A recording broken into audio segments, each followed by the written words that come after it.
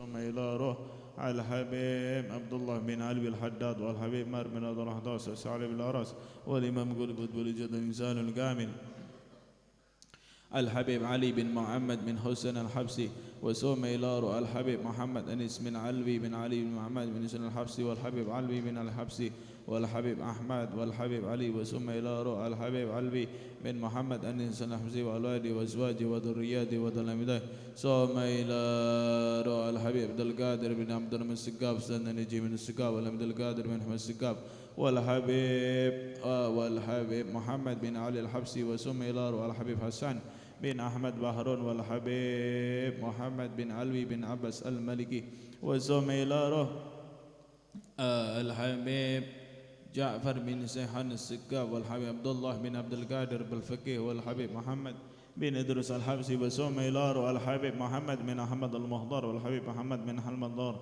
والحبيب أبو بكر بن محمد بن مر السقاف صوم إلى روح الحبيب زين الجفري والحبيب سلم الله وسلم جندان وسلم طهار وسلم عبد الله بن عمر الشادري وزوم إلى روح الحبيب عبد الله الطاس والحبيب أحمد بن عبد الله بن طالب الطاس وزوم إلى روح الحبيب محمد بن در الحداد والحبيب ظاهر بن عبد الله الألقاف زوم إلى روح الحبيب علي بن عبد الرحمن الحبسي وزوم إلى روح الحبيب أبو بكر والحبيب حسين بن أبو بكر الإدرس وسلم وفرهم المدسين عليهم أجمعين زوم إلى روح جميع سادة علي بعلوي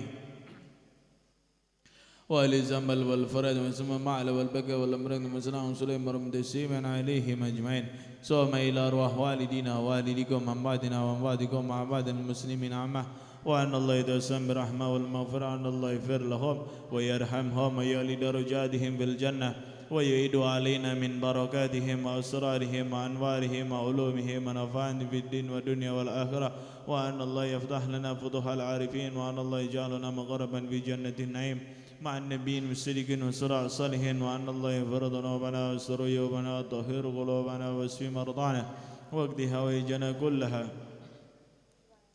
الدنيوية وأخروية في أنفسنا وأهلنا وأولادنا وأصحابنا ومن تعلق بنا ولمن سمع بالدعاء وأن الله يرزقنا رزقا كثيرا حلالا طيبا مباركا في الدنيا والآخرة وأن الله يرزقنا يهديهم لنا ولكم بالحسنى عند الموت بعد طول الأمور في طاعة الله في رضا في خير ولطف وعافية سلامة وعلى من السلف الصالح بالنتي عند قرد هذا المولى سمد الضرار على مننا وأسلافنا ورجالنا وبعد الصالحون الله يدخل نياتنا وأعمالنا وأخلاقنا على هذه النية وعلى كل نية صالحة من خير الدنيا والآخرة وإلى حضرة النبي محمد صلى الله عليه وسلم الفاتحة.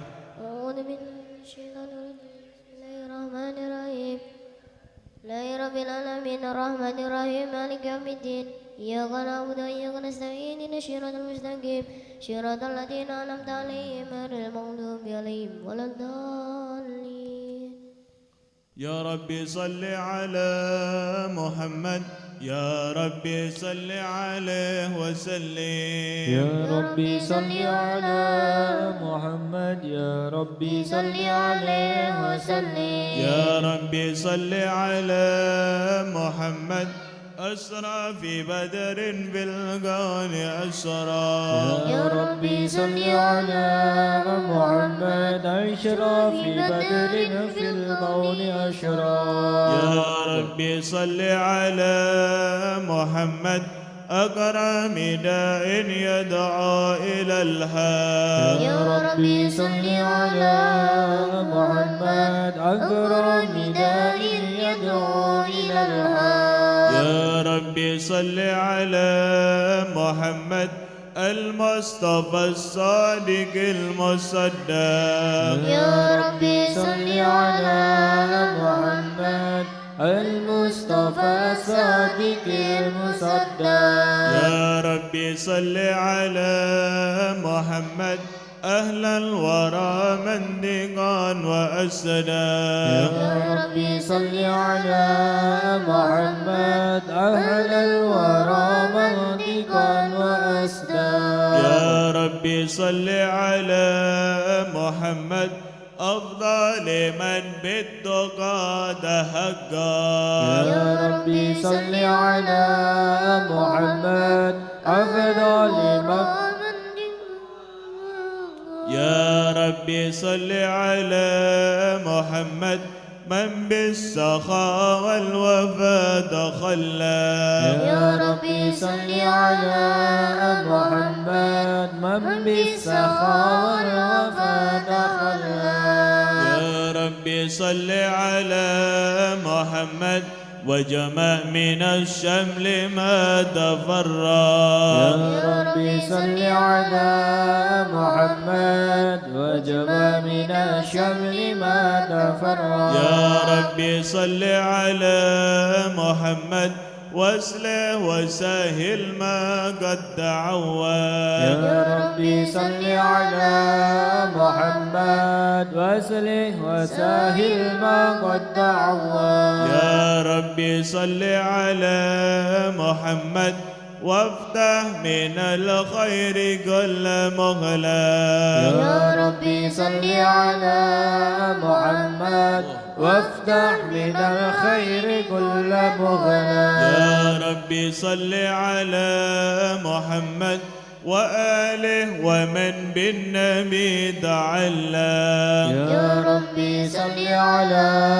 محمد وآله ومن بالنبي تعلق. يا ربي صل على محمد وآله ومن للحبيب يعشق.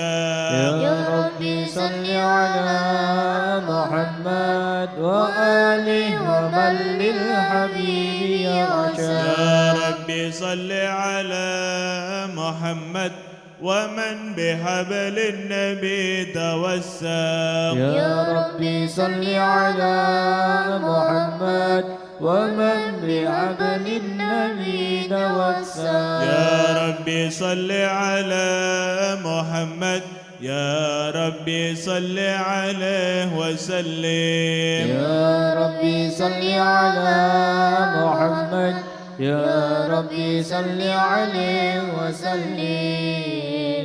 اللهم صل وسلم وبارك عليه وعلى آله. السلام عليك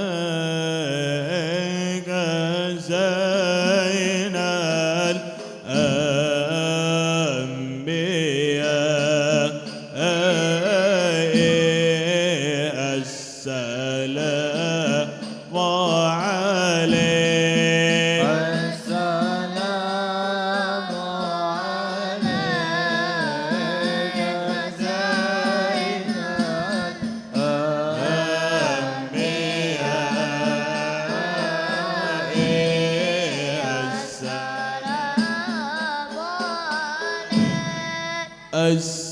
السلام عليك أشقى الأشقياء. السلام عليك.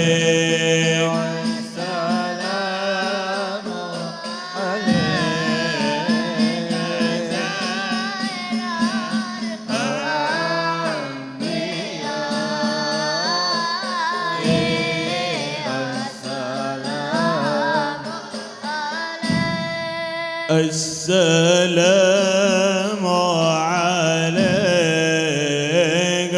أشقى الأشقياء.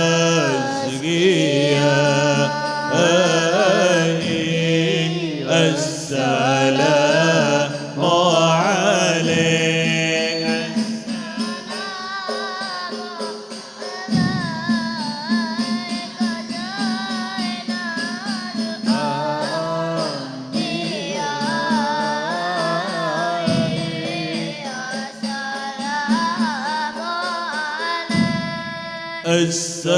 السلام عليك أسف الأسبياء.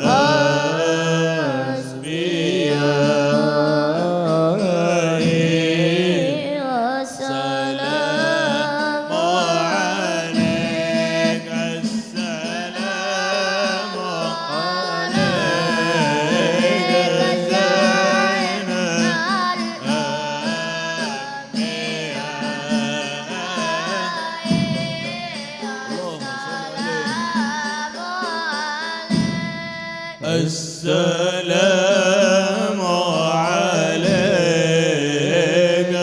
من رب السماء السلام عليك السلام عليك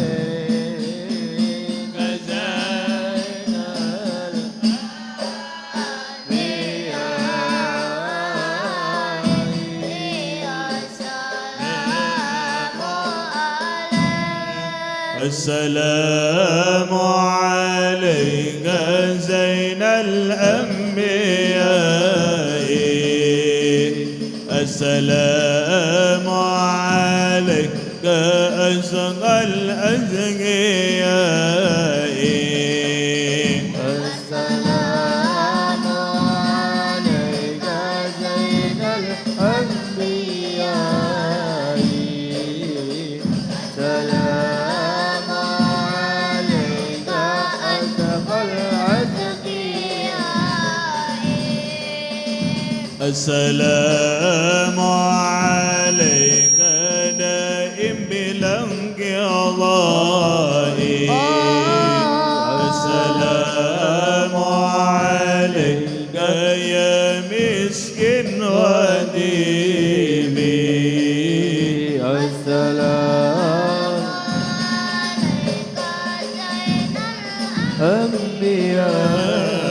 أنبياء السلام عليك أشقى السلام عليك أحمد يا حبيبي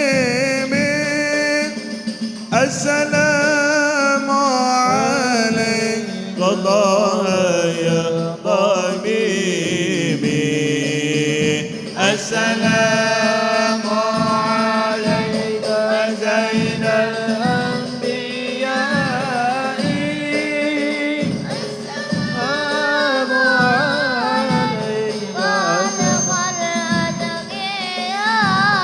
عليك السلام على المشفع بالقيامة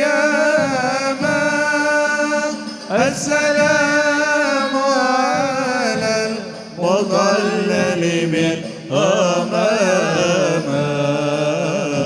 السلام عليك زين الأنبياء السلام عليك أزكى الأزكياء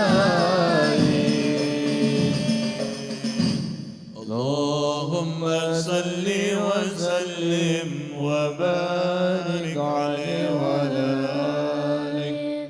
بسم الله الرحمن الرحيم الحمد لله القوي سلطان الوالي برهانه الممسود في الوجود كرامه وإحسانه صلى الله عليه تعالى مجده وعظم شانه خلق الخلق لحكمة ودوى عليها علمه وبسط لهم من فائد المنة ما جرت به في أقداره القسمة صلى الله عليه فأرسل إليهم أشرف خلقه وعجل عابده رحمة تعلقت إرادته الأزلية بخلق هذا العبد المحبوب فانتصرت آثار سرا في عوالم الشهادة والهيوم فما أجل هذا المن الذي تقرم به المنان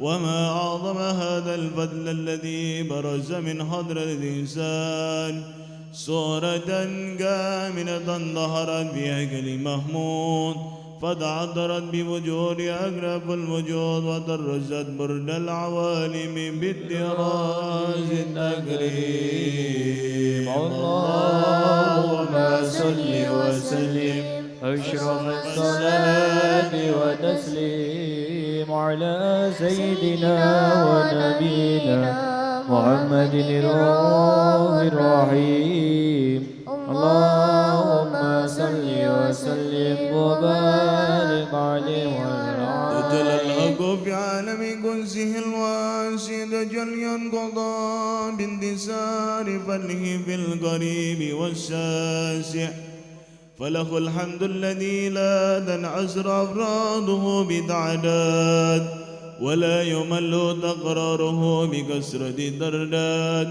حيث أبرز من عالم الإمكان صورة هذا الإنسان صلى الله عليه ليتصرف بوجود الثقلان وتندثر أسراره في الأكوان فما من سر اتصل به قلب منيب إلا من ثوابه فلله على هذا الحبيب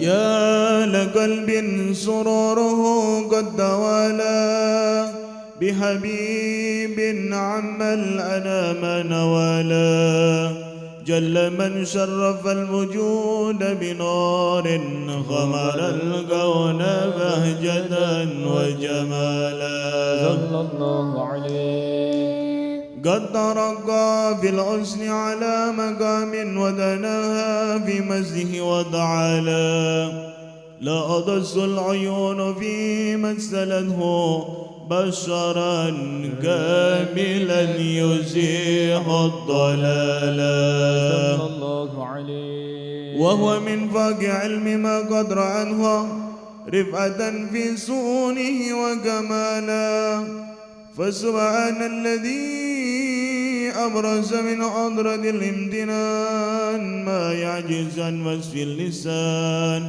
ويهر في التعقل معانيه الجنان انتصر منه في عالم البطون والظهور ما ملأ الوجود الخلق النور صلى الله عليه فتبارك الله من إله كريم بشرنا آياته في الذكر الحكيم ببشارة لقد جاءكم رسول من أنفسكم عزيز عليه ما عنتم حريص عليكم بالمؤمنين رؤوف رحيم صلى الله عليه فمن بعد هذه البشارة وتلقاها بقلب سليم فقد هدي إلى صراط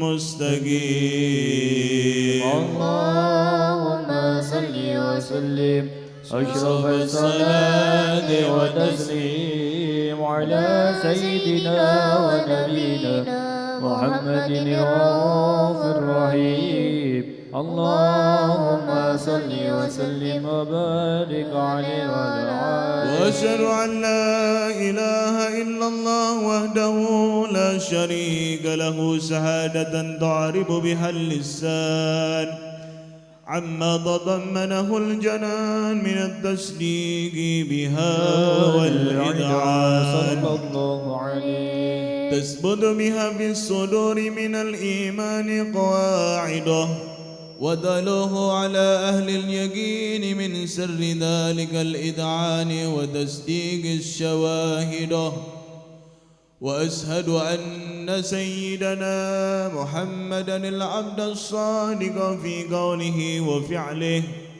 والمبلغ عن الله ما أمره بتبله لخلقه من فرده ونفله عبد أرسله الله للعالمين بشيرا ونذيرا فبلغ الرسالة وأدى الأمانة وهدى الله به من الأمة بصرا كثيرا فكان في ظلمة الجهل للمستبصرين سراجا وقمرا منيرا صلى الله عليه فما أعظمها من منة تكرم الله بها على البشر وما أوسعها من نعمة انتصر سرها في البحر والبر اللهم صل وسلم بأجل الصلوات وأجمعها وأزكى التحية وأوسعها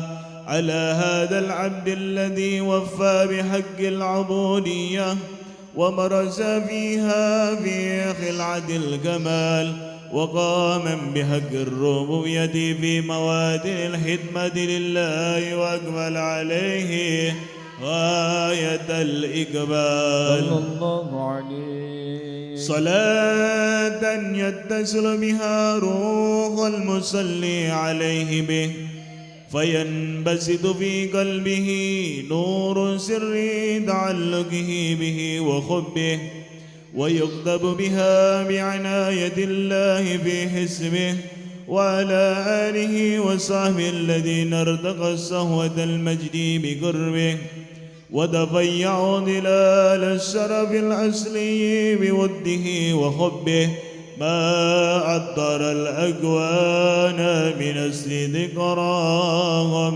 نسيم.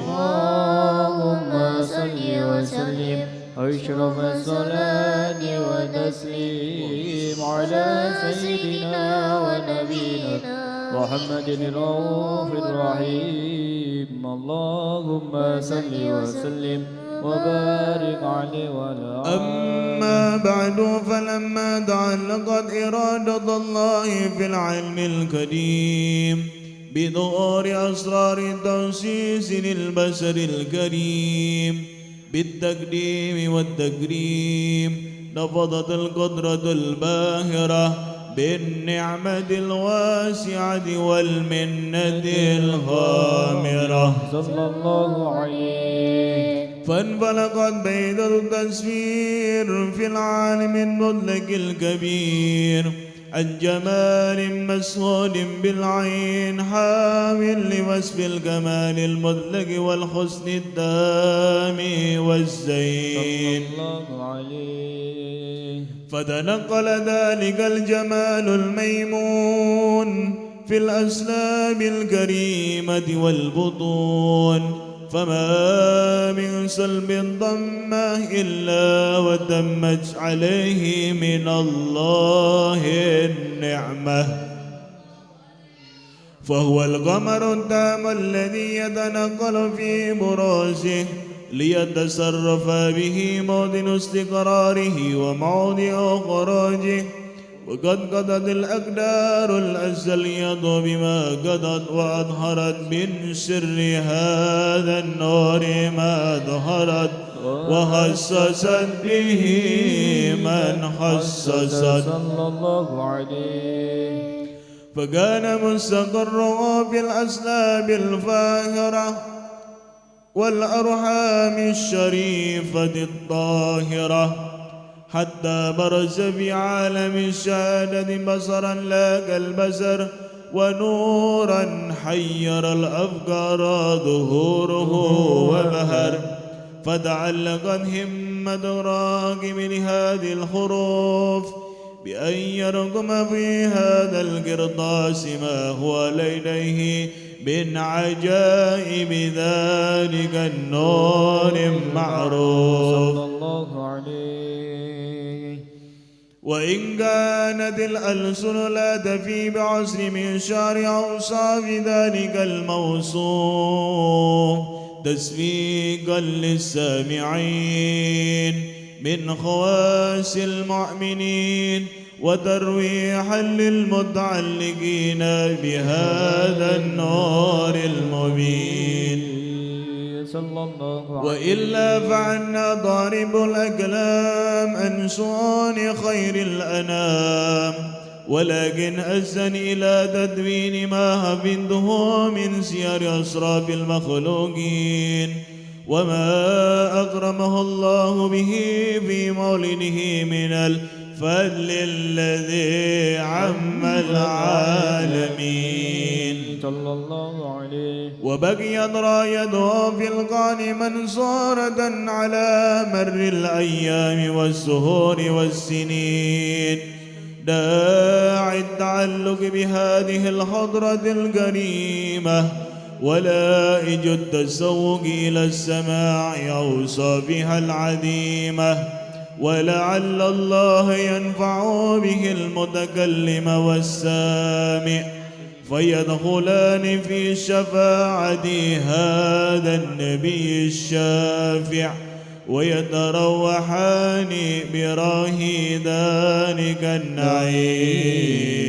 اللهم صل وسلم أشرف الصلاة والتسليم على سيدنا ونبينا محمد الرؤوف الرحيم. اللهم صل وسلم وبارك عليه وعلى آله. الله الله الله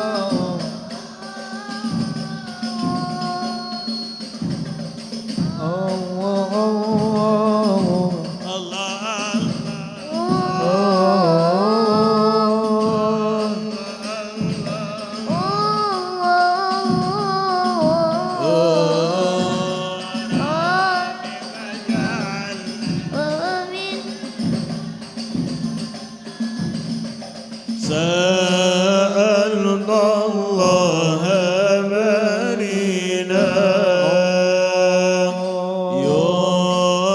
يبلغنا أمانينا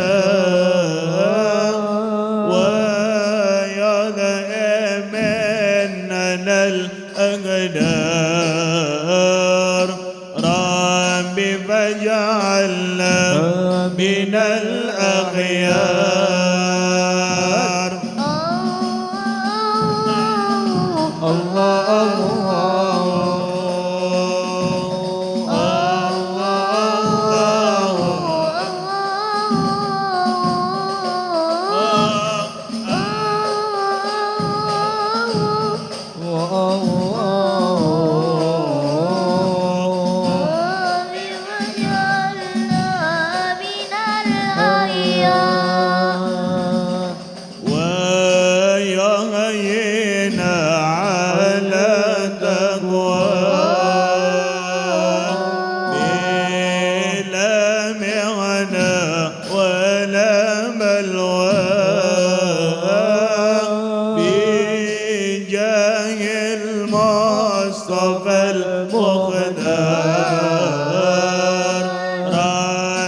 فاجعلنا من الأخيار.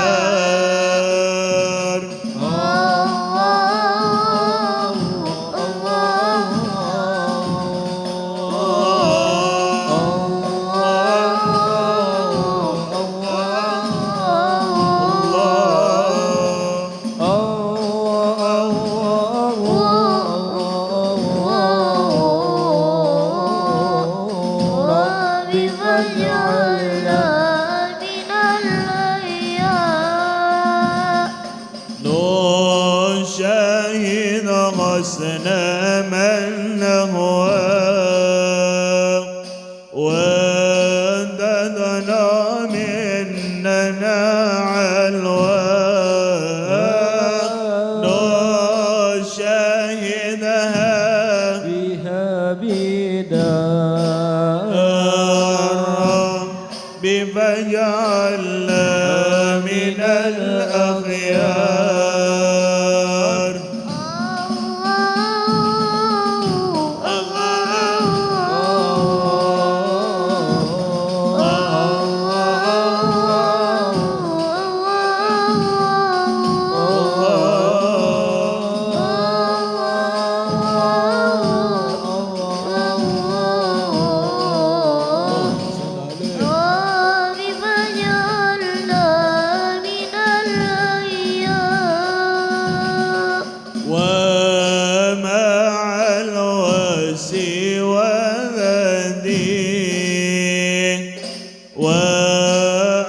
وأوصابي وهلدي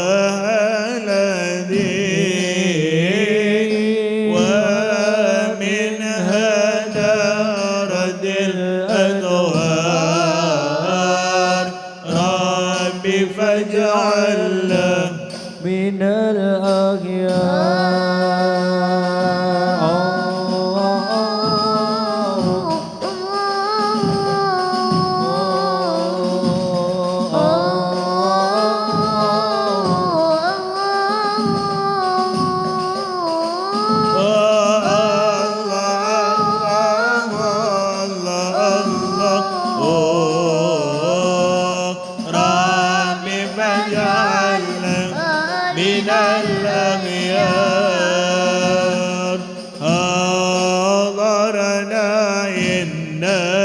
ملاهبنا وضلنا إنما نمنا ونلنا غاية الأوطار ربي فاجعلنا من الأخيار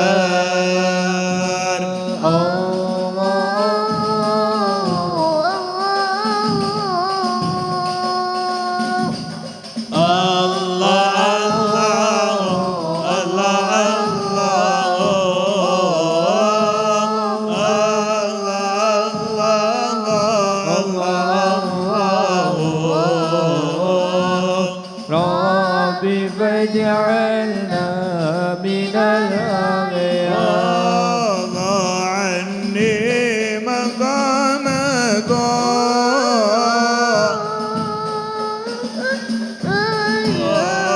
وهلنا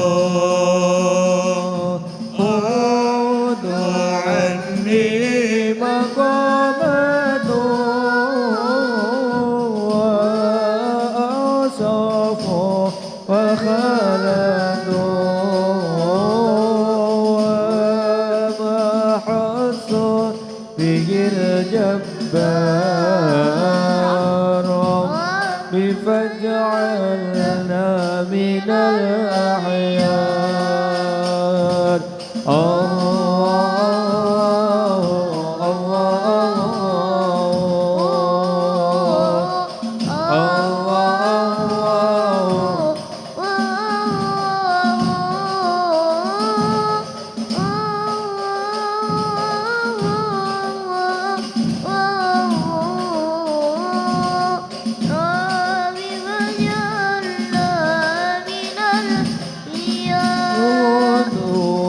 فوق وألقوا وما عطى علقوا خذوا وسفوا وألقوا وما عطى علقوا من الأنوار والأسرار فاجعلنا من الأخيار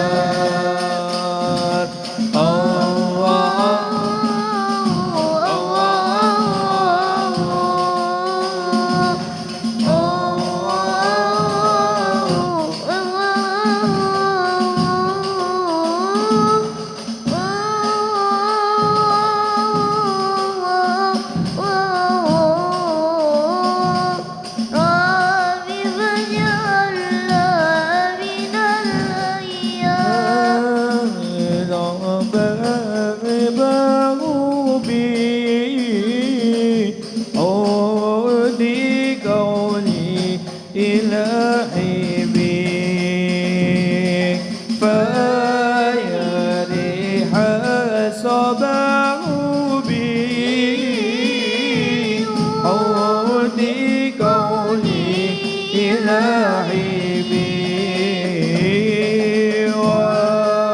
وبشير تقول أسرار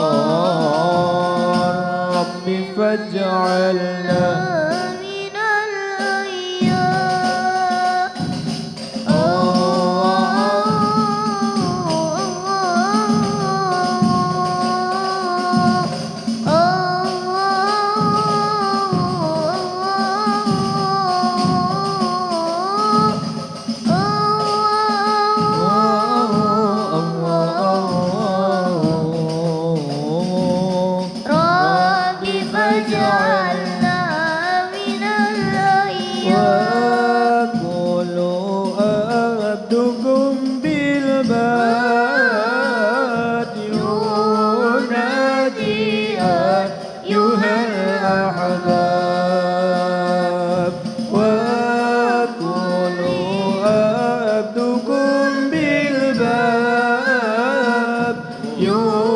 ينادي أيها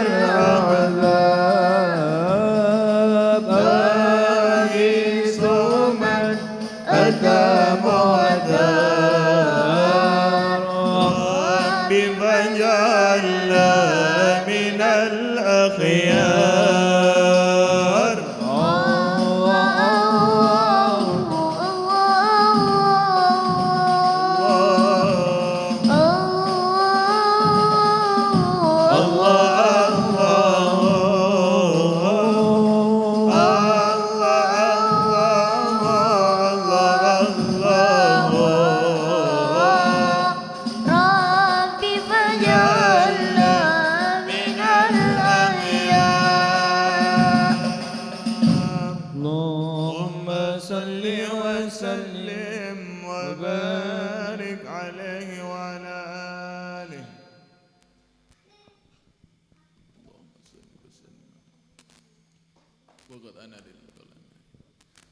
اللهم صل وسلم وبارك عليه وعلى آله وقد آن للقلم أن يخض ما خرجته فيه الأنامل مما استفاده الفهم من صفات هذا العبد المحبوب الكامل وشمائله التي أحسن شمائل وهنا سنا أن نشبد ما بلغ إلينا في شأن هذا الحبيب من أحبار وأثر لهذا شرف من كتابة القلم والقرطاس وتتنزه عدائقه الأسماء والأبصار وقد بلغنا في الأحاديث المشهورة أن أول شيء خلقه الله هو النور المدغ في هذه السورة صلى الله عليه فنور هذا الحبيب أول مخلوق برز في العالم ومنه تفرع الوجود خلقا بعد خلق فيما حدث وما تقادم وقد أخرج عبد الرزاق بسنده عن جابر بن عبد الله الأنصاري رضي الله عنهما قال قلت يا رسول الله بأبي وأمي أخبرني عن أول شيء خلق الله قبل الأشياء قال يا جابر إن الله خلق قبل الأشياء نور نبيك محمد صلى الله عليه وسلم النور وقد ورد من حديث أبي هريرة رضي الله عنه أنه قال رسول الله صلى الله عليه وسلم كنت أول النبيين في الخلق وآخرهم في البعث وقد عدت الروايات بأنه أولى الخلق وجودا وإشرافكم مولودا ولما كانت السعادة الأبدية لها ملاحظة حفية اختصت ما شاءت من البرية بكمال الخصوصية فاستودعت هذا النور المبين أسلب وبطون ما شرفته من العالمين فتنقل هذا النور من صلب آدم ونوح وإبراهيم حتى أوصلته يد العلم القديم إلى من خصصته بالتكريم أبيه الكريم عبد الله بن عبد المطلب ذي القدر العديم وأمه التي في المخاف آمنة السيدة الكريمة آمنة فتلقاه صلب عبد الله فألقاه إلى بدنها فضمته أخشاؤها بمعونة الله مخافة على حق هذه الدرة وسونها وحملته برعاية الله كما ورد عنها حملا خفيفا لا تجد له ثقلا ولا تشكو منه علما ولا عللا حتى مر الشهر بعد شهر من حمله وغروب وقت بروزه إلى عالم شهادة لتنبسط على أهل هذا العالم فيضاد فضله وتنتشر فيه آثار مجده الصميم اللهم صل وسلم أشرف الصلاة والتسليم على سيدنا ونبينا محمد الرؤوف الرحيم اللهم صل وسلم اللهم صل وسلم وبارك عليه وعلى آله ومنذ علقت به هذه الدرة المكنونة والجوهرة الموصونة والقوله يصبح ويمسي في سرور وابتهاج بقرب ظهور إشراق هذا السراج والعيون متشوفة إلى بروجه متشوقة إلى دقات جوارح خروجه وكل دابة لقرش نطقت بفصل العبارة معلنة بكمال البشارة وما من حامل حملت في ذلك العام إلا أتت في حملها بهلام من بركات وسعادة هذا الإمام ولم تزل الأرض والسماوات متضمحة بقدر الفرح بملاقاة أشرف البريات وبروجه من عالم الخفاء إلى عالم الدهور بعد نقل في البطون والدهور وأظهر الله في الوجود بهجة التكريم وبسط في عالم الكبير مائدة التشريف والتعظيم ببروز هذا البشر الكريم اللهم صل وسلم أشرف صلاة وتسليم على سيدنا ونبينا محمد الرؤوف الرحيم اللهم صل وسلم وبارك عليه وعلى آله اللهم صل وسلم وبارك عليه وعلى آله بسم الله الرحمن الرحيم فحين قرب أوان وضع هذا الحبيب أعلت السماوات والأراضون ومن فيهن بالترحيب وأمطر الجود إلهي أهل الوجود التعيس وألسنة الملائكة بالتقصير للعالمين تعيس سبحان الله الحمد لله ولا إله إلا الله سبحان الله الحمد لله ولا إله إلا الله الله أكبر سبحان الله الحمد لله لا إله إلا الله أكبر والقدرة الكشفت كناع هذا المستور ليبرز نوره كاملا في العالمين الظهور نورا فاق كل النور فأمضى الحق همه ألا من أتى الله عليه من نعمه بنخواس الأمة أن يحضر عند وعد أمه لسان جنابها المسعود ومشاركة لها في هذه سماد معدود فعذرت بتوفيق الله سيدة المريم وسيدة العاسية ومعهما من حور عين من قسم الله له من الشرف بالقسمة الوافية فعد الوقت الذي رتب الله على حضوره وجود هذا المولود فانفلق الصبح الكمال من النور الأنمود وبرز الحميد المحمود مذعنا لله بالتعظيم والسجود محمد صلى الله عليه وسلم على محمد يا ربي صل وسلم يا نبي سلام عليك يا رسول سلام عليك يا حبيب سلام عليك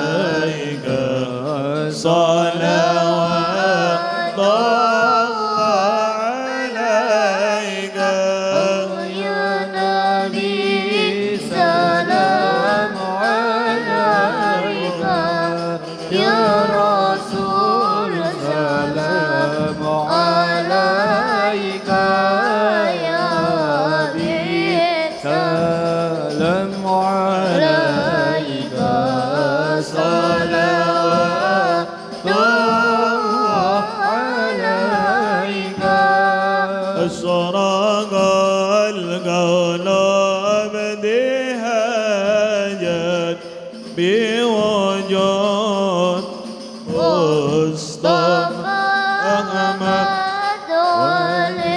ولأهل الكون أنس والسرور قد تجدد الله يا نبي سلام عليك يا رسول سلام عليك يا حبيب سلام عليك يا حبيب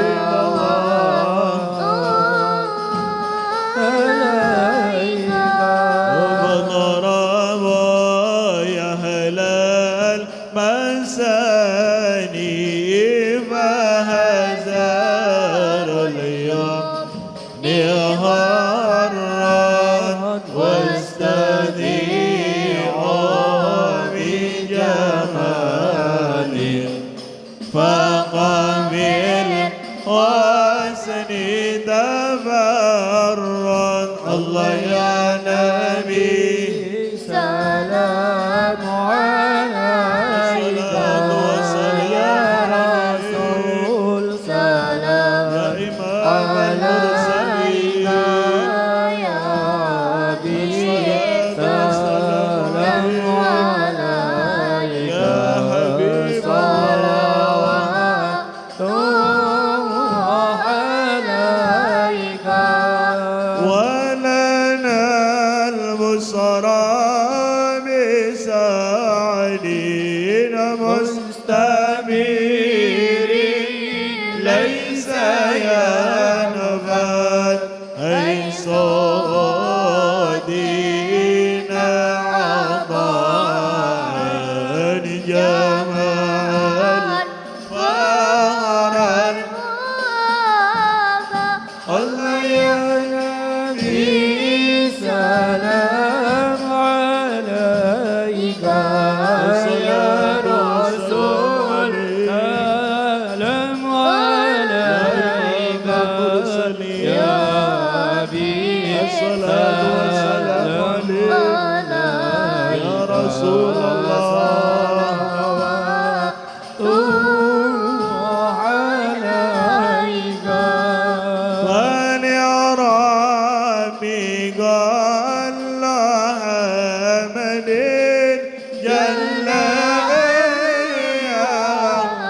صرها العاد إذا همنا من وجوده المصطفى الهادي محمد الله يا نبي سلام عليك يا رسول سلام عليك يا حبيب سلام عليك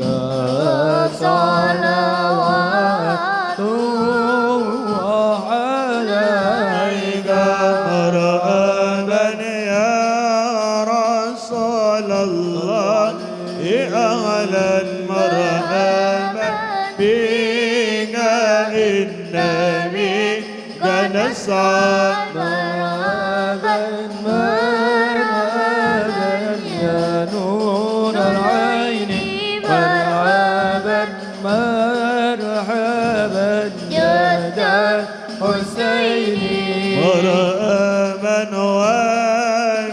وبجاهي يا إلهي مرحبا جود وبله قال مقصد مرحبا مرحبا يا نور نور العين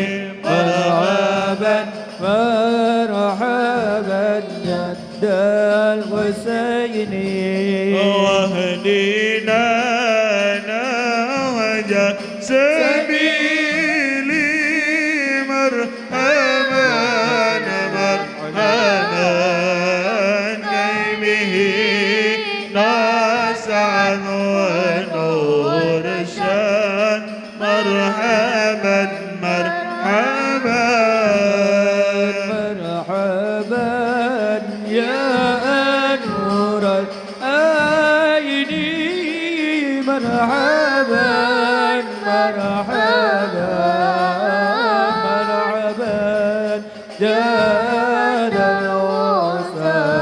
الوصائين مرحبا ربي من لي وانا بجاهي مرحبا مرحبا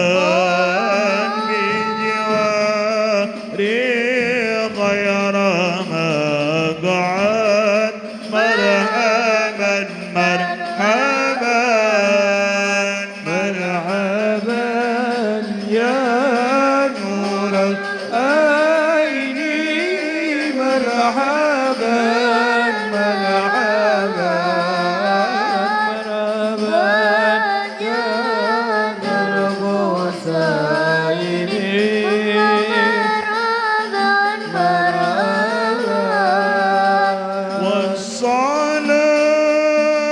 والصلاة الله توشى أسرى برسل محمد والسلام المستمر والله نين يتجلى صلى الله على محمد مرحبا صلى الله عليه وسلم مرحبا صلى الله على محمد مرحبا يا ربي صل عليه وسلم مرحبا اللهم صل وسلم وبارك عليه وعلى آله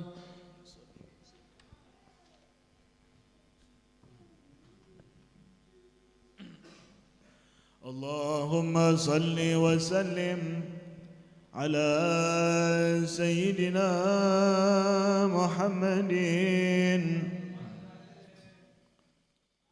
وعلى آل سيدنا محمد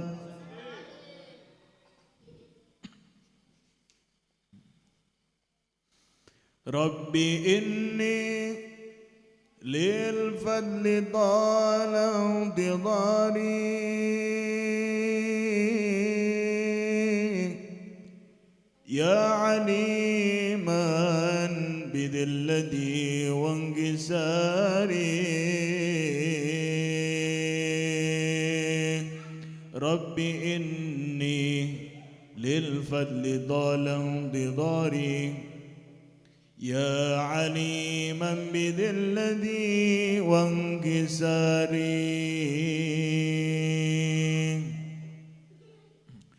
قمت بالباب أرتجي منك عطفان يا خبيرا بفاقتي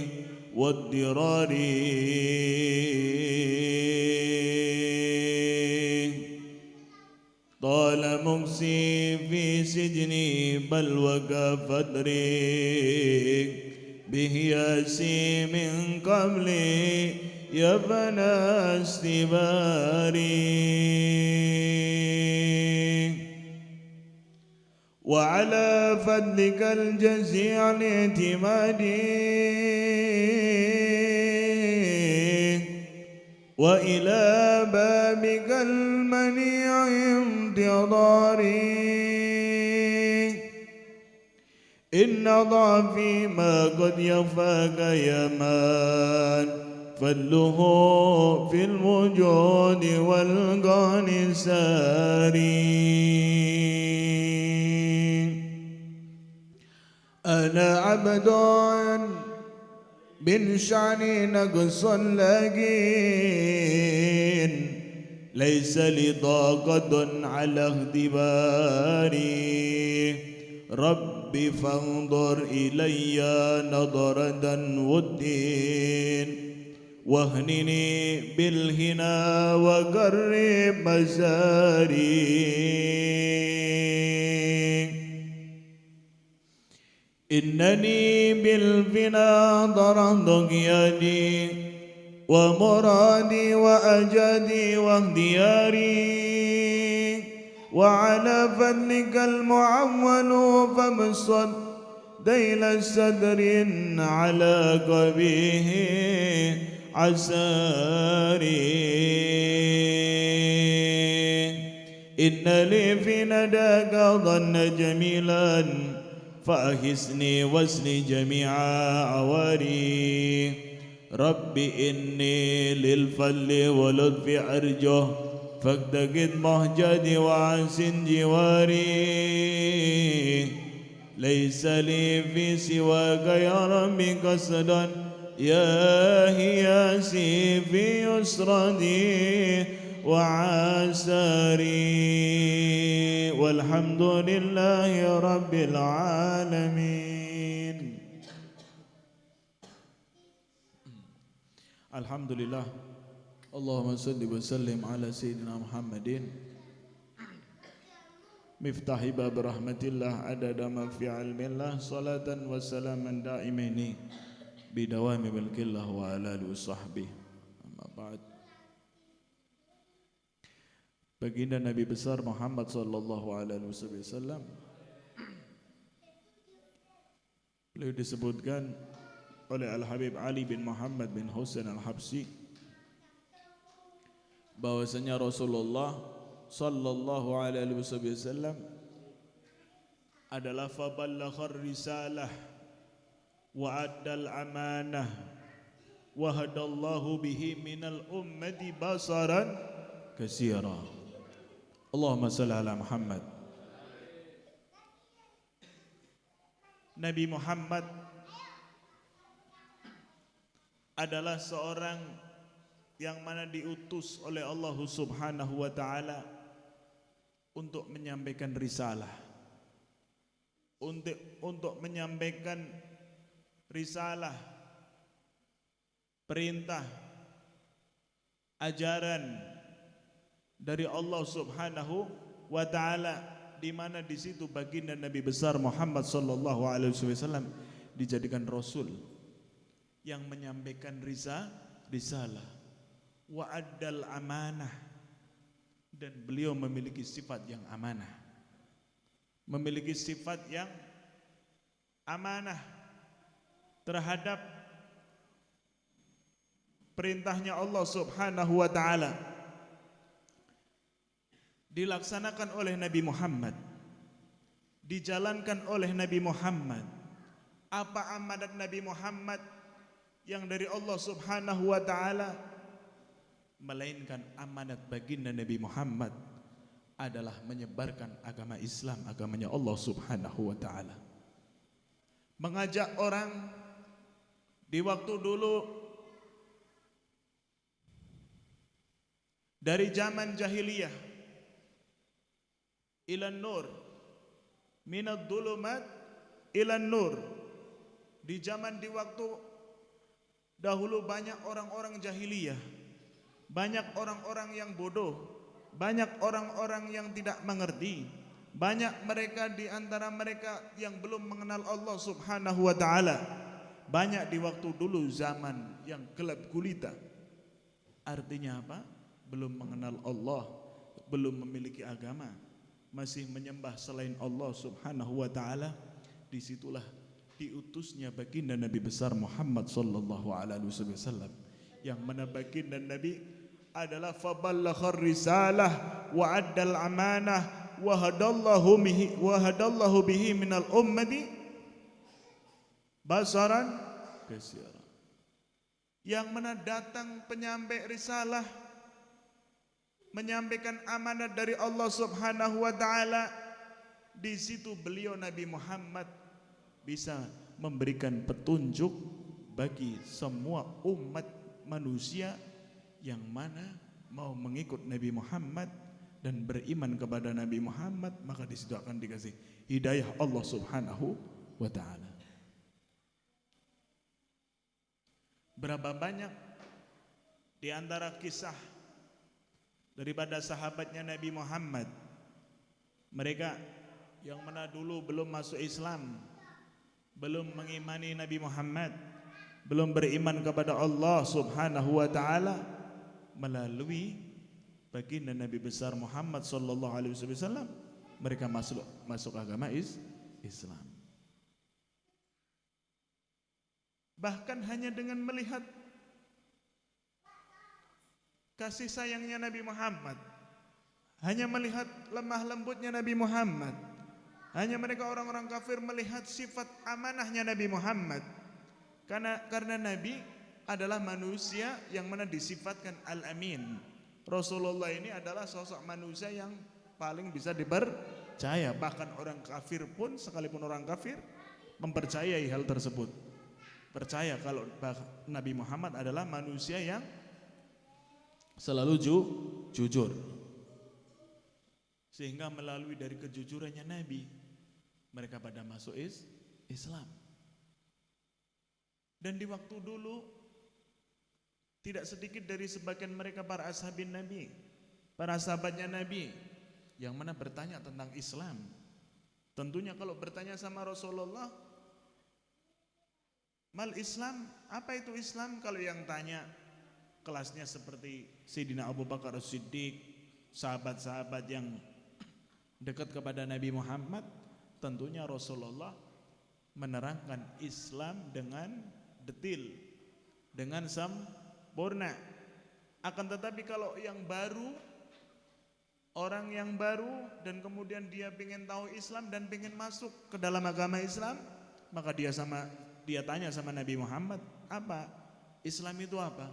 Dijawab sama Rasulullah, Islam adalah agamanya Allah Subhanahu wa ta'ala, agama yang jujur, agama yang jujur, agama yang baik, agama yang baik, itulah agama Islam. Sehingga di dalam agama Islam tidak ada satu pun atau sedikit pun yang mengajarkan tentang keburukan. Semua yang ada di dalam agama Islam adalah agama yang benar, sehingga Allah Subhanahu wa taala mengatakan di dalam Al-Qur'anul Karim, ad-dinu indallahil Islam. Agama yang paling benar di sisi Allah Subhanahu wa taala yakni adalah agama Islam. Yang mana agama Islam ini dibawa oleh Nabi Muhammad. Faballaghar risalah wa addal amanah wa hadallahu bihi minal ummati basaran katsira.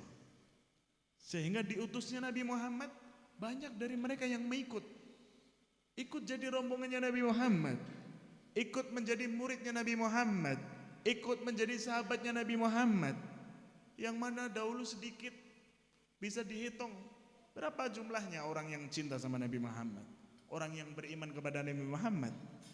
Coba sewaktu dulu buka sejarah tarikh Nabi yang beriman di waktu peringatan Isra wal Mi'raj baginda Nabi Muhammad. Dan alhamdulillah Syahrul Rajab termasuk bulan juga di situ diperingatinya Isra Mi'rajnya Nabi Muhammad sallallahu alaihi wasallam, yang mana dari Masjidil Haram ilal Masjidil Aqsa, dari Masjidil Haram beliau ke Masjidil Aqsa, di situ salat ya berjamaah dengan para nabi dan bersama para malaikat. Di situ yang memimpin sholat berjamaah di Masjidil Aqsa adalah baginda Nabi besar Muhammad sallallahu alaihi wasallam, imam al-mursalin, khataman nabiyyin wal anbiya wal mursalin, sayyidina Muhammad sallallahu alaihi wasallam. Setelah selesai salat berjamaah di Masjidil Aqsa, beliau diberangkatkan Isra Mi'raj, naik ke atas langit dengan mengendarai buraq yang mana menjadi teman beliau adalah malaikat Israel, ditemani oleh malaikat Israel, sehingga sampai di atas langit yang 7 mau melanjutkan ke Sidratul Muntaha, malaikat Jibril nggak sanggup. Karena kalau dipaksakan, ya Rasulullah, saya pasti akan kobong, akan terbakar. Cukup sampai di sini aja. Malaikat Jibril cukup mendampingi Nabi itu sampai langit ke-7, sehingga Nabi naik ke atas dengan berkendaraan buraq, teruslah sampai ke Sidratul Muntaha. Di atas sana berjumpa dengan Allah Subhanahu wa ta'ala. Apa oleh Allah, Rasulullah bertemu kepada Allah Subhanahu wa ta'ala? Pertemuannya Rasulullah kepada Allah, bersama Allah, tidak lain dan tidak bukan di waktu itu Nabi sujud di hadapan Allah Subhanahu wa ta'ala. Dan kemudian Allah mengatakan, angkat kepalamu ya Muhammad, ya Habibi, hai kekasihku, angkatlah kepalamu, bangunlah dari sujudmu. Sehingga Nabi bangun dari sujudnya, Nabi sambil membaca at-tahiyatul mubarakatus salawatut tayyibatu lillah. Allah Subhanahu wa ta'ala membaca demikian, assalamu alayka ayyuhan nabi wa rahmatullahi wa barakatuh. Allah membaca at-tahiyatul mubarakatus salawatut tayyibatu lillah, assalamu alayka ayyuhan nabi wa rahmatullahi wa barakatuh. Ya, Allah telah bersalam kepada Nabi Muhammad sallallahu alaihi wasallam dan disuruh mengangkat kepalanya Nabi dari sujudnya, sehingga setelah Allah salam kepada Rasulullah, sebaliknya Rasulullah pun tidak lupa terhadap para umatnya, tentunya orang-orang yang saleh, sehingga Nabi juga menyampaikan salamnya di hadapan Allah Subhanahu wa ta'ala. Seraya Nabi mengatakan, assalamu alaina wa ala ibadillahis shalihin.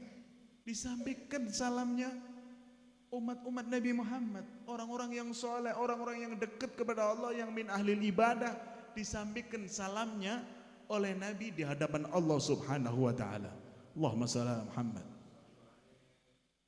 Sehingga pertemuan tersebut, Isra wal Mi'rajnya baginda Nabi besar Muhammad, oleh beliau adalah di situ diperintahnya salat. Allah memerintahkan salat. Allah telah mewajibkan salat.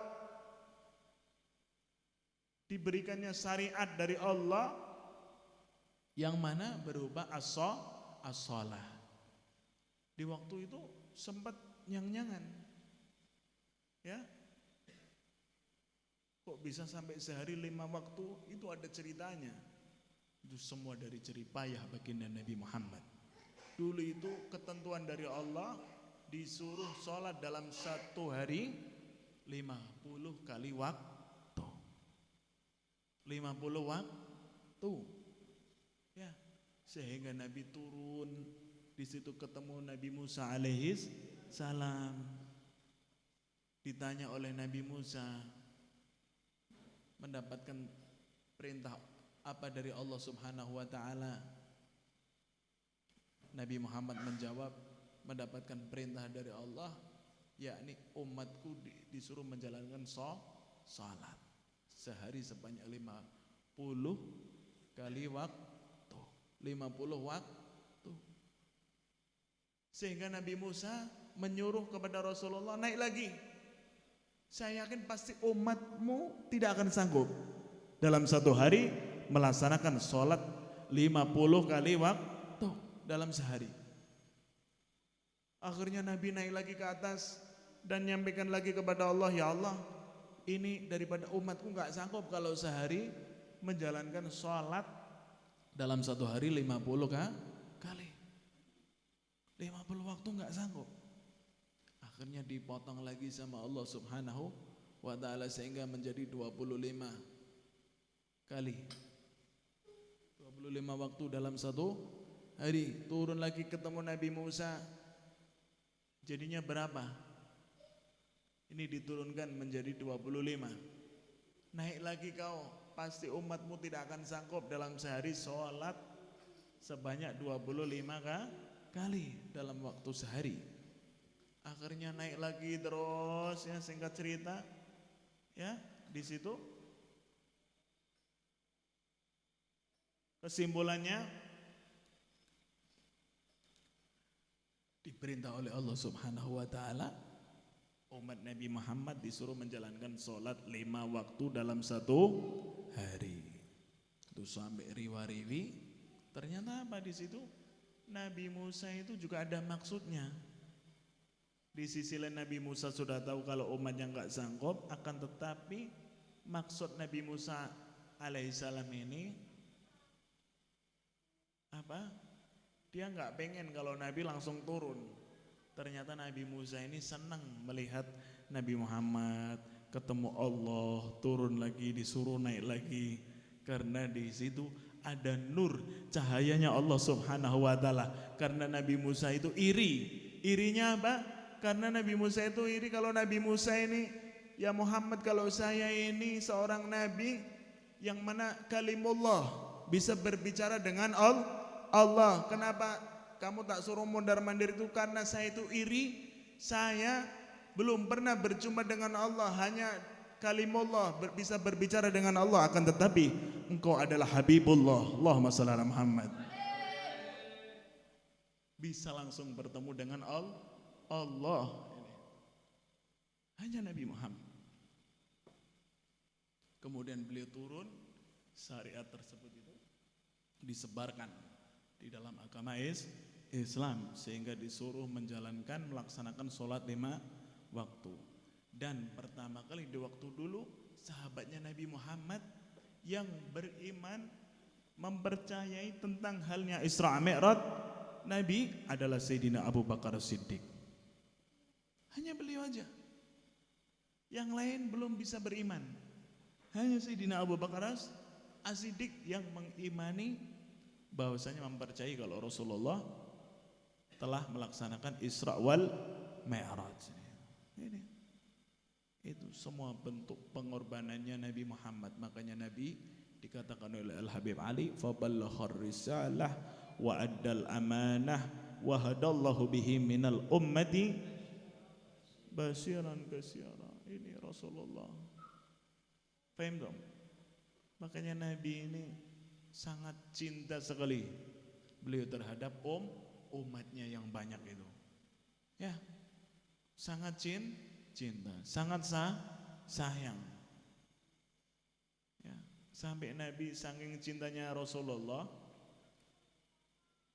itu beliau nggak rela kalau umatnya ada yang masuk ke dalam siksa api neraka. Itu bentuk cintanya Nabi terhadap umatnya. Ya, maka dari itu tanamkan kecintaan kepada Rasulullah. Selalu ingat Nabi Muhammad, memperbanyak sholawat kepada Nabi Muhammad.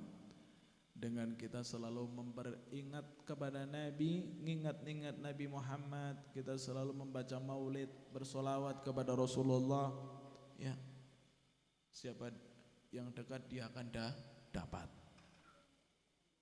Siapa yang dekat dia pasti dapat. Ada satu terakhir, ada satu kisah bercanda, ya. Bercandanya seorang ulama, ya, di waktu itu beliau masih hidup, Guru Zaini Abdul Ghani, guru sekumbul, ya.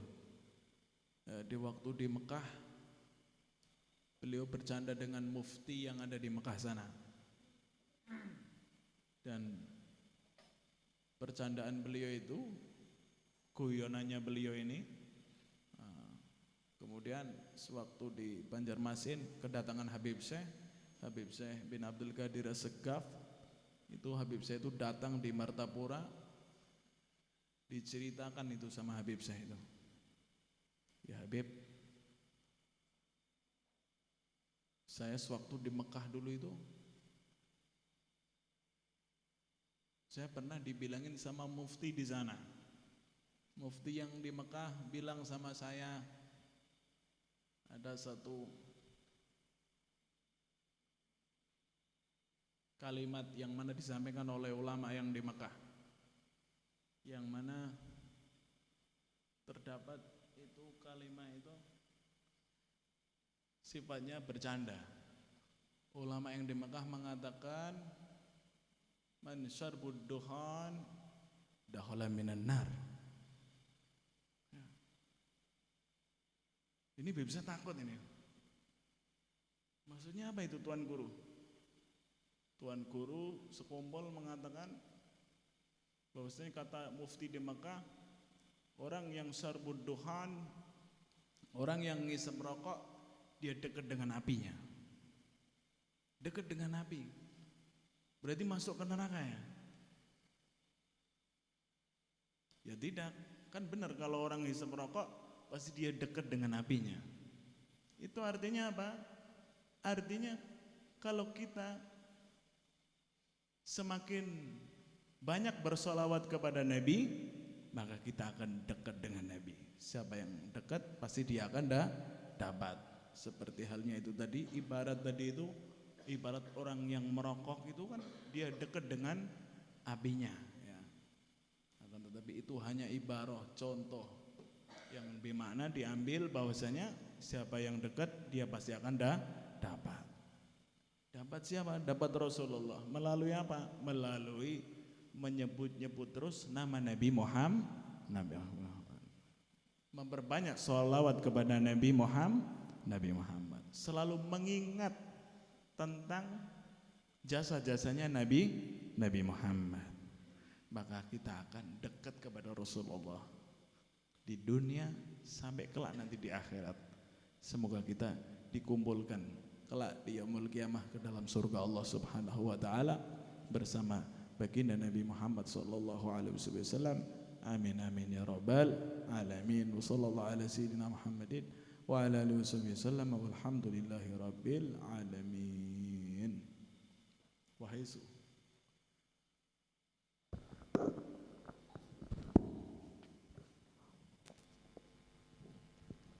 Allahumma salli wa sallim wa barik alaihi wa ala alihi. Bismillahirrahmanirrahim. Wa haitsu tasarrafatil asma'u bi akhbari hadzal habibil mahbub wa ma hasalahu minal karamati fi awalimi sahadati wal ghuyub. Taharrakat bi himmatul mutakallimi ila nasri mahasini khalqi hada sayyidi wa akhlaqi liya'rifas sami'u ma akramallahu bihi minal wasfil hasanati wa khalaqal kil jamali jamilil ladhi khasassathu bihi inayati khallaqih wal yuqabi bilis sami'u ma umlihi alaihi min sarifil akhlaqi bi uduni wa iyah fa innahu sawfa yadma'u min awsafil habibi ala rubatil aliyah falaysa yusabi'u hada sayyida fi khalqihi wa khalaqihi sabbasar wala yakifu ahadun min asrari hilmatillahi fi khalqihi wa khuluqihi ala aini wala athar fa innal inayatal azaliyah taba'athu ala akhlaqi saniyah wa qamathu fi suratin hasanatin badariyah. Falaqad kana sallallahu alaihi wasallam marbu'al qamah wa bayadal launa wa musarraban bi khumrah fa wasi'al الجبين حسنه سرعه بين الجملة والوفرة صلى الله وله عليه الاعتدال الكامل في مفاصله وأطرافه والاستقامة الكاملة في محاسنه وأوصافه لم يأت بشر على مثل خلقه في محاسن نظره وسمعه ونطقه صلى الله قد خلق عليه الله على أجمل صورة فيها جميع المآسن منصورة وعليها مقصورة صلى الله إذا عليه تكلم النصر من المعارف والعلوم نفائس الدرار ولقد أوتي من جوامع الكلم ما أجز عن الإديان بمثله مصاقع البلغاء من البشر صلى الله عليه تتنزه العيون في حدائق محاسن جماله فلا تجد مخلوقا في الوجود على مثاله سيد إذا كنت التبسم والمسي ونومه الإغفاء ما سوى خلقه النسيم ولا غير محير روضة الهناء رحمة كله وحزم ووقار وعصمة وحياء معجز القول والفعل كريم الخلق وخلق مقسط معضاء صلى الله وإذا عليه مس فكأنما ينحط من سبب فيفوت سريع المسي من غير سبب صلى الله عليه فهو الكنز المطلسم الذي لا يأتي على فتح باب أوصافه المفتاح صلى الله عليه والبدر التم الذي يأخذ الألباب إذا تحلى أو سناه لها لا صلى الله عليه يغار البدر من حسن وجهه تحيرت الألباب في وسع معناه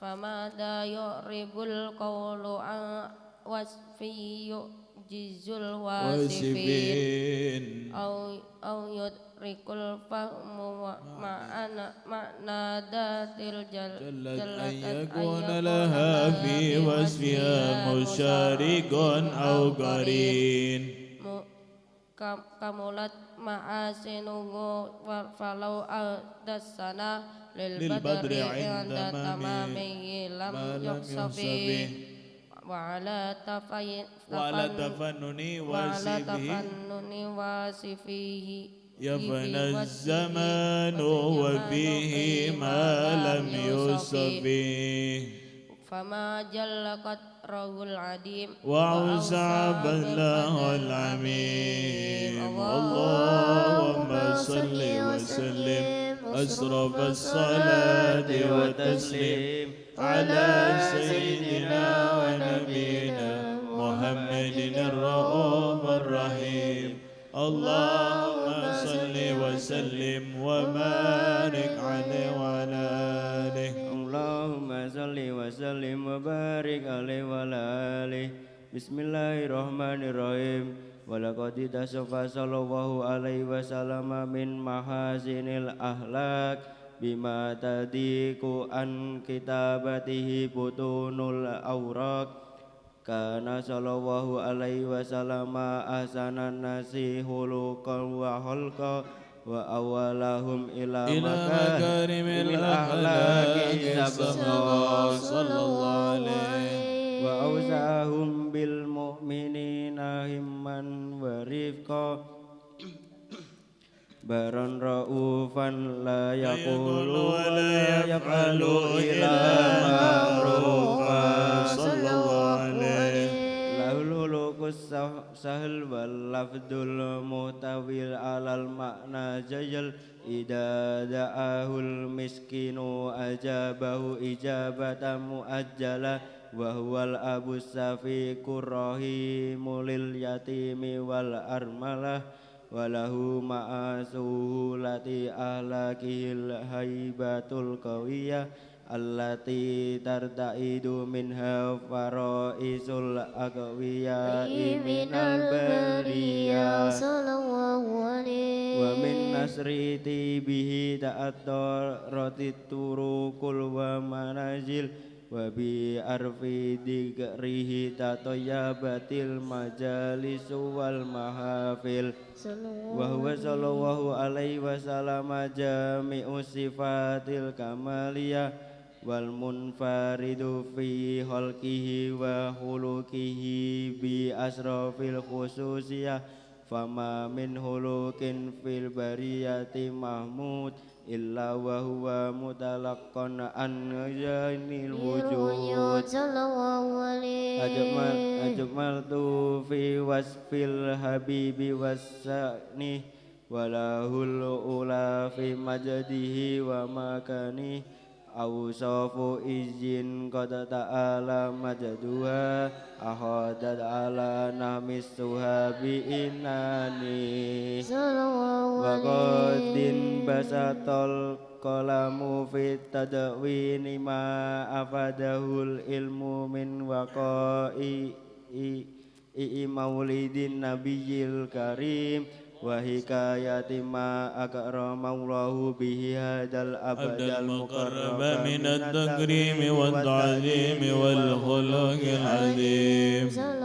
وهزوا مني أن أمسك أين الأقلام في هذا المقام وأقرأ السلام على سيد الأنام السلام عليك أيها النبي ورحمة الله وبركاته السلام عليك أيها النبي ورحمة الله وبركاته السلام عليك أيها النبي ورحمة الله وبركاته وبذلك يحسن الختم كما يحسن التقديم فعليه أفضل الصلاة والتسليم اللهم صل وسلم أشرف الصلاة والتسليم على سيدنا ونبينا محمد الرؤوف الرحيم اللهم صل وسلم وبارك عليه وعلى صلاة الله على طه اليماني سبح الهاد كيف يوم القيامة صلاة الله على يوم اليماني سبح الهاد كيف يوم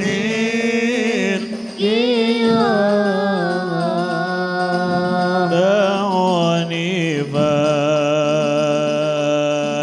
فالذي أهوى دعاني وأمدلين من البشرى على ما صلاة الله على طه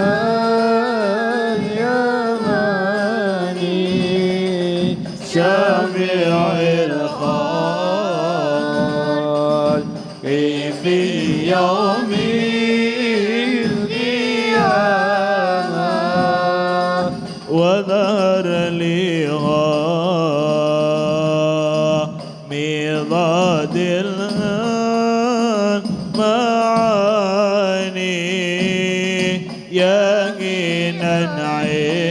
ننعين دما كسبا لسام صلاة الله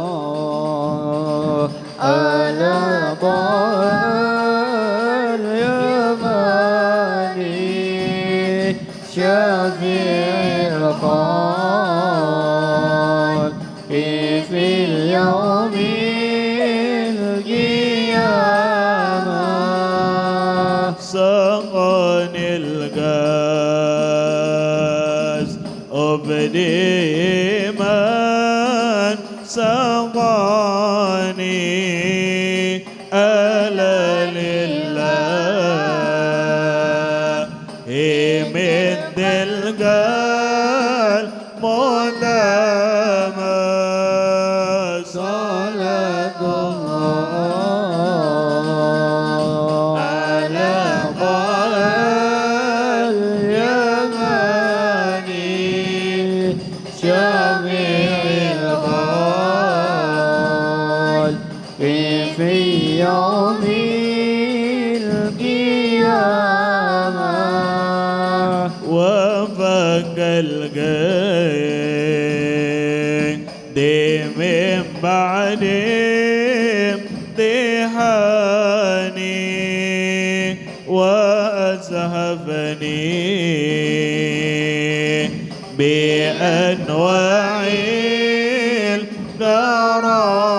الكرامة صلاة الله على طه اليماني شفيع الخلق في اليوم القيامة والله في الهوى قسدي وشاني على ورعين وجنبني الملام صلاة الله على طه اليماني شفيع الخلق في اليوم القيامة مضى في العين لمودة زماني وفي الأخرى إلى دار المقام صلاة الله على طه اليماني شفيع الخلق في اليوم القيامة صلاة الله على طه اليماني شفيع الخلق في يوم القيامة صلاة على طه اليماني شفيع الخلق في اليوم القيامة لهم من فائضات الامتنان مواهب أطرقوا فيها الإمام صلاة الله على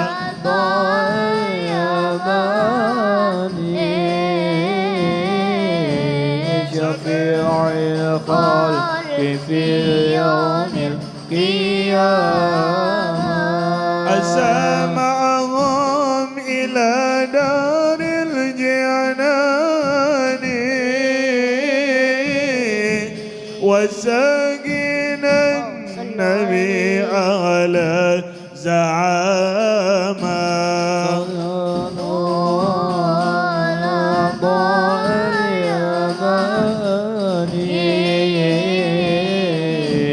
شفيع الخلق في يوم القيامة تدل على الرضا في كل آن ولا يخشون عقباها نداما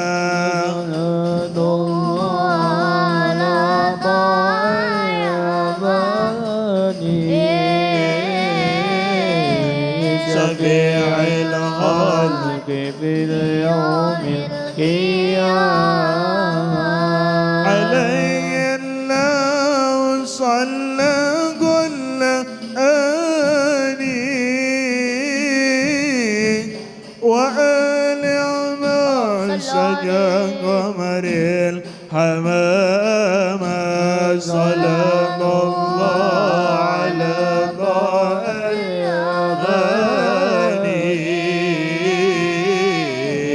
شفيع الخلق في يوم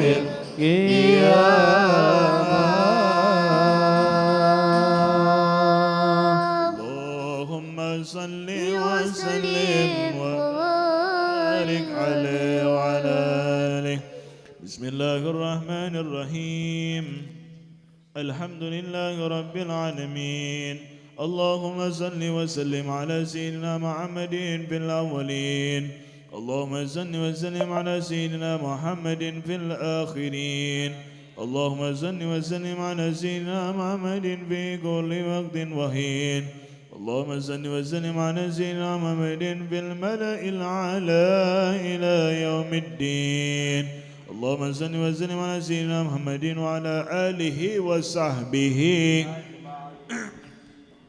ولما نضع الفكر من دار أنصاف المحمد يقود توجهت إلى الله متوسلا بسيدي وحبيبي محمد صلى الله عليه وسلم يجعل سيف مسكورا وفعلي في محمودا ويكتب عملي في الأكمال المقبولة وتوجه في تواجه الخالص والسلاد الموصولة اللهم يا من إليه توجه الأعمال فالظافرة ولا مبيزات ذات الرحال وتشامل فالخيوطات الغامرة نتوجه إليك بعصر يسر لديك زين المرسلين أمريكا الصادق الأمين سيدنا محمد أحمد رسالة والعالمين أن تصلي وتسلم على تلك الذات الكاملة مستودع أمانتك وحفظ سرك وحمل الراية لدعواتك الشاملة الأكبر الأكبر المحبوب لك والمحسد بإسراف الأفخار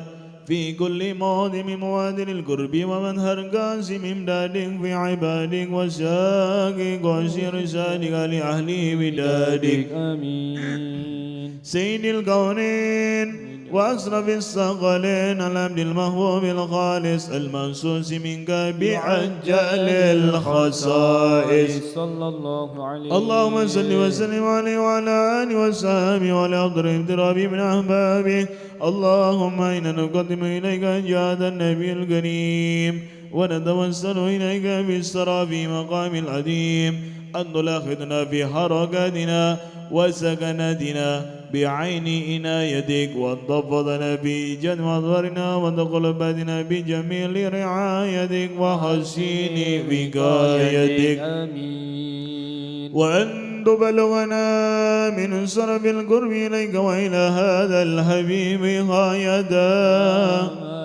وتتقبل منا ما تعرقنا بهم من نياتنا وتجعلنا في حضرة هذا الحبيب من الحاضرين وفي الطرائق اتباعه من السالكين ولحقك وحقه من المعدين ولأهلك من الحافظين اللهم إن لنا عدما في رحمتك الخاصة فلا تحرمنا وظنون جميلة هي وسيلتنا إليك فلا تخيبنا. آمنا بك وبرسولك وما جاء به من الدين وتوجهنا إليك مستشفعين أن تقابل المذنب منا بالغفران والمسيء بالإحسان والسائل والمعمل بما عمل، وأن تجعلنا ممن أسراد الحبيب وأنزرانه وظهر وعم ببركاته وسر في وجهاده أولادنا ووالدينا وأهل قدرنا ووالينا وجميع المسلمين والمسلمات والمؤمنين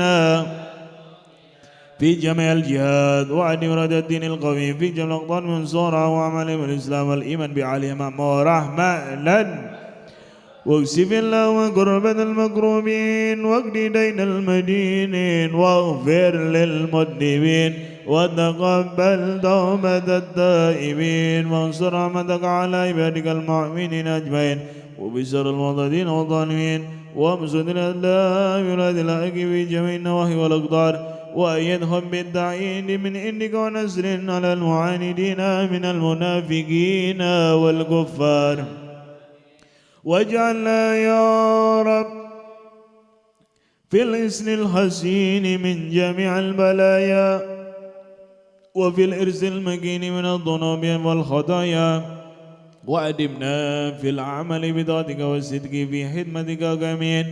وإذا توفيتنا فتوفنا مسلمين مؤمنين واختم لنا منك بخير أجمعين.